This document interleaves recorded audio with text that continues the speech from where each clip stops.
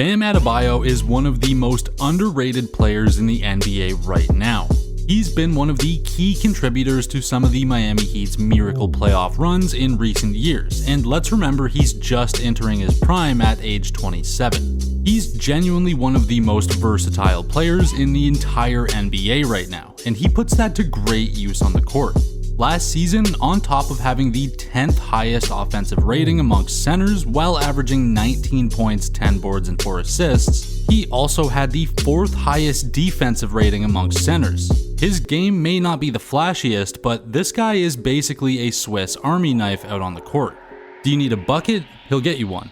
Do you need top-tier defense almost anywhere on the court? He's got you. And you can bet he's crashing the boards with the best of them almost every game. Not only is he an extremely talented player, he seems to have a good mindset too. He's stayed out of trouble during his time in the NBA and has no problem developing his game with things like proper defense instead of block hunting, increasing his free throw percentage, and things of that nature. He's never been a flashy stats guy, even if his stats are good.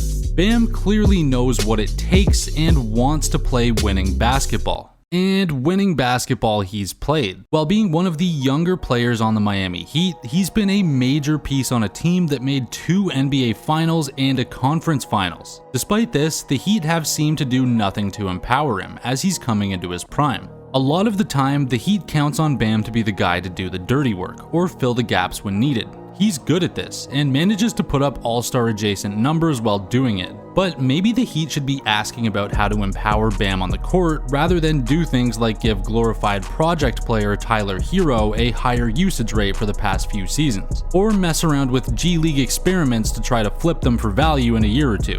Bam being a sidekick was cool when the team was Jimmy Butler's and Bam was younger, but now Jimmy's getting up there in age and the Heat are failing to move on from him properly. Because of the lack of focus on empowering Bam, he's rarely been talked about as having potential to be a truly top-tier center, up there with guys like Jokic or Embiid. As Bam's hitting his prime and the other major players on the Heat are in hot water, Bam might just show the world that he belongs in that conversation very soon. But before we get any further, we need to explore Bam's inspiring past, which can help explain why he's accomplished as much as he has. The details may just shock you.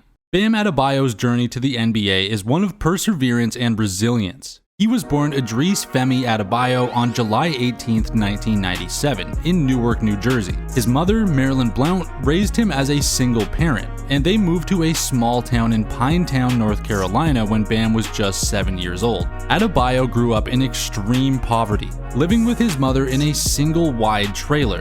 The financial struggles his family faced were significant, with Bam often speaking about how his mother worked tirelessly to provide for him despite their circumstances. Adebayo earned the nickname Bam at just 1 year old when he flipped over a coffee table, reminding his mother of the character Bam Bam from the Flintstones. This early show of strength became a metaphor for the power and determination that he would display throughout his life. Growing up, basketball became an outlet for Adebayo, helping him escape his harsh reality. He dedicated himself to the sport at a young age, with his mother playing a pivotal role in his development. High school was where his basketball talents truly began to flourish though. Adebayo first attended Northside High School in Pinetown, where he quickly gained recognition. However, seeking greater competition and exposure, he transferred to High Point Christian Academy for his junior and senior years. There, he became a dominant player, averaging 18.9 points and 13 rebounds per game in his senior year. His performance on the court earned him national attention, and he was rated as a 5-star recruit.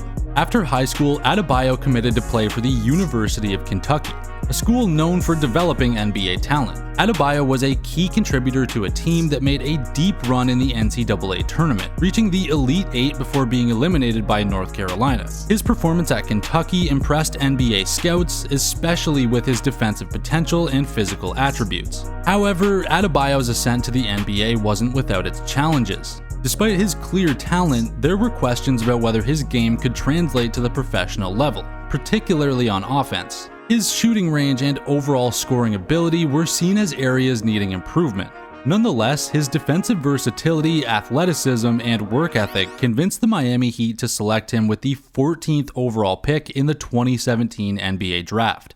In his rookie season, he averaged 6.9 points, 5.5 rebounds, and 1.5 assists per game, primarily serving as a backup center behind Hassan Whiteside. His role was limited, but he contributed with his defense and energy. During his second season in 2018-19, Adebayo's numbers improved. While he still played behind Whiteside, his playing time and consistency increased, giving a glimpse of his potential, though the Heat missed playoffs. The 2019-20 season marked Adebayo's breakout year. As the Heat's starting center following Whiteside's trade, he averaged 15.9 points, 10.2 rebounds, 5.1 assists, 1.3 blocks, and 1.1 steals per game. His all-around game earned him his first NBA All-Star selection. Adebayo played a crucial role in Miami's impressive playoff run, including a memorable game-saving block on Jason Tatum in the Eastern Conference Finals. Though Miami lost to the Lakers in the NBA Finals, Adebayo solidified himself as a franchise cornerstone. He did, however, suffer a neck injury in Game 1 of the Finals, which limited his performance in the series.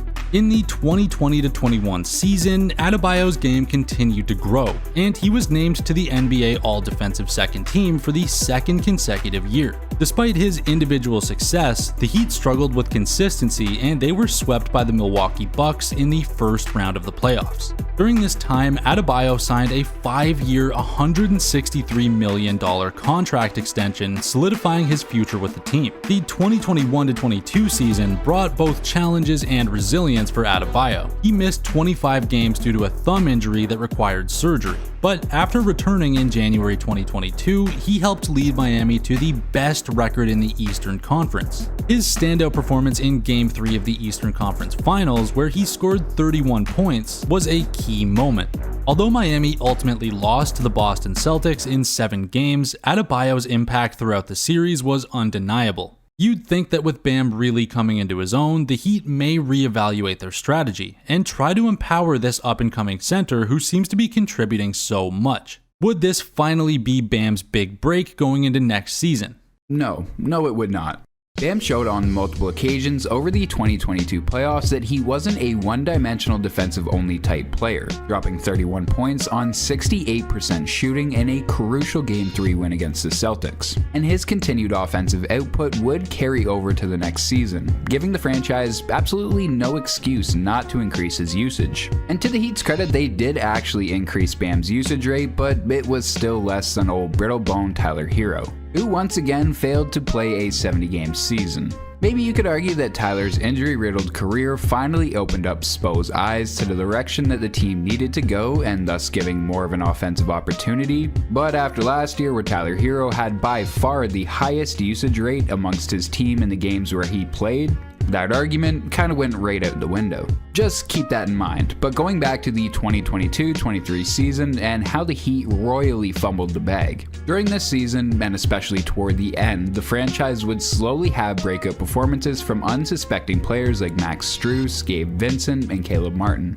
Although these performances were crucial and needed by the team, it did pull a lot more attention away from Bam. So now was he not only struggling to get touches behind Tyler and Jimmy, but now struggling to get his amongst the bench players as well, despite Bam almost consistently showing up as the best player on the Heat's roster when it came to many of the advanced analytics stats. Per 36 numbers, true shooting, defensive win shares, and even having one of the highest offensive win shares. This all lent more evidence of Bam being way more deserving of a leading offensive role.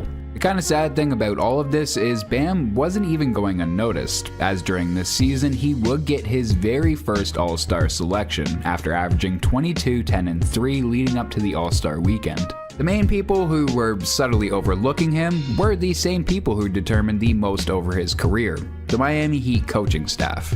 As mentioned, however, the team did give him more time with the ball, not as much as they should have, but the fact that the franchise surprised everyone and became an underdog 8th-seeded team to push their way to the finals and even getting a win against the Nuggets should be just a little more proof of how successful this franchise can be when they put their trust in their star big man. So naturally, you would think that they would take those lessons learned over the 2023 playoffs to heart. Of course not. I told you to remember that Tyler Hero weaseled his way into, by far, the highest usage rate on the Heat's roster last season. Well, now you know this came after Bam becoming the lone all-star on the team, leading in many advanced statistical categories for that season, and just overall developing at the quickest rate out of anyone on the team. Further proving how ridiculous it was that the Heat saw everything from the 2022-23 season and decided to roll back Bam's usage, while fully giving the reins to Tyler Hero. And this looks even more ridiculous when you remember Hero once again fell into injury struggles throughout last year, and only ended up playing a total of 42 games. And leading into the playoffs, he was absolutely zero help. Without Jimmy Butler and the random pop-off performances from the team's role players, going up against the stacked Boston Celtics was always going to be a challenge. But to make things even tougher, a similar theme for the Heat popped up again, as aside from Game 1 of that series, Hero had the highest usage rate on the team, despite the fact that he shot a collective 38% from the field and only 34% from 3 over those 5 games. The point of this video isn't to gas Bam up to the standards he can't live to. Anyone who's been watching basketball over the past couple seasons should already have a pretty good idea of the type of player he is. The problem being, the Heat are the only ones who don't fully realize his potential. The franchise is pouring a lot into trying to develop another star in Tyler Hero, while actively overlooking the homegrown star that has already developed into a winning player. And the quicker that the franchise realizes this and stops obsessing over Hero and start catering this team more toward the needs of Bam Adebayo, the more successful they're going to be. A part of the problem that could be contributing to the Heat's reluctance to go all in on Bam could be some of the same reasons they've actually had minor success over the last couple of seasons. Their development program is truly elite. Spo is still one of the greatest coaches in the league, which helps put these developed players into key positions to help make them one of the deepest rosters in the league, although it may not look like it on paper. The issue with this is the league is getting way too talented. Most all top tier franchises have at least 2 star players to help keep them competitive. While the Heat do theoretically have 3 stars, 2 of those players have been seriously struggling with injuries. And for Jimmy, his age wouldn't suggest that those injury problems are gonna slow down anytime soon. So something is gonna need to be done to replace him if the franchise wants to stay competitive. But also, because of their amazing development program, Pat Riley in the front office could slowly be abandoning free agency and the trade market. One of the things that not too long ago made them the best team in the league. It seems like every year for quite a while now, all the biggest names in free agency will always have the Miami Heat near or at the top of their dream destination lists. Players like DeMar DeRozan this year, or someone who is actually really close to Bam Adebayo, Donovan Mitchell. For about the entire summer in 2022, it had seemed inevitable that Donovan was going to end up with the Heat, giving multiple quotes about his desire to play alongside a dude like Bam Adebayo. But in a shocking turn of events, the Cavs swooped in and took him away from the Heat. With hindsight though, it's not so shocking, as he's just one of many who've had a similar experience when trying to land in Miami, really emphasizing the massive shift the franchise has underwent since the early 2010s and the Hollywood Heat era, where the franchise went out in a massive move and brought in Chris Bosh and LeBron James to add alongside D Wade. Just something to keep in mind too, this was the last time the Heat were the NBA champs, by the way. So if the Heat want to get back there, personally we believe they're gonna need to split ways with Jimmy sooner rather than later, stop giving Golden Boy status to a dude who's never played more than 67 games in a season, while also bolstering your team through free agency and getting way more aggressive on the trade market. And spend a little time on a focused development plan that actually helps add to your roster instead of building up random guys that will inevitably end up an overpaid player at the end of the Lakers bench by next season. Oh yeah, and fully commit on Bam Adebayo. If you made it this far, give the video a like. While you're down there, you might as well just subscribe and let us know in the comments section if you agree that the Miami Heat are wasting Bam's prime.